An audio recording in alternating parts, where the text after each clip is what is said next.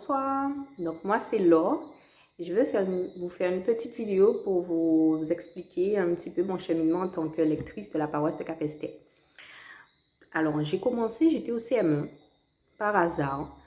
En fait, à l'époque c'était le père Silène et puis à l'approche de la première communion, il a décidé de faire un petit casting, on dira, d'enfants volontaires pour pouvoir lire le jour de la messe.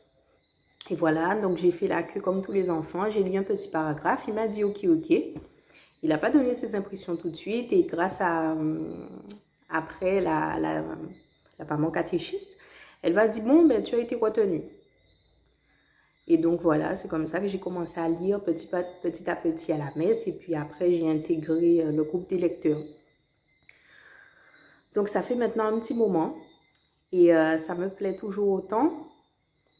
J'ai continué même en étant plus âgée parce que mine de rien, en fait, en tant que lecteur, au début, ça peut paraître un monde parce qu'on est devant, on est petit, après on est jeune, on lit devant une assemblée, on a peur, on a le trac.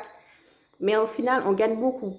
On gagne en expérience parce que moi, je me rappelle même quand j'étais à l'école, après au collège, au lycée, ben, je n'avais pas peur de parler devant une foule parce que j'étais déjà habituée à la messe.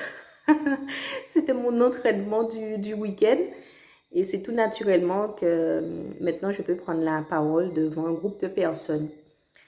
Et mis à part ça, c'est aussi, on apprend à s'organiser, à dégager du temps aussi pour la vie spirituelle, à ne pas mettre ça au second plan, à avoir une priorité, des sorties, parce que tout est possible, hein. On peut s'amuser, on peut faire du sport, on peut aller au cinéma, on peut avoir des activités, mais sans oublier la vie spirituelle parce que c'est très important.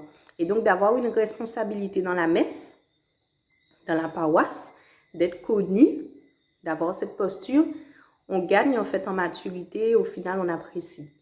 Donc en tout cas, moi je vous encourage dans votre vie en tant que chrétien, en tant que lecteur, et j'espère vous avoir aussi parmi nous dans la paroisse pour de nombreuses années comme moi. Je le souhaite aussi de continuer ce cheminement. Voilà. Allez, bye bye.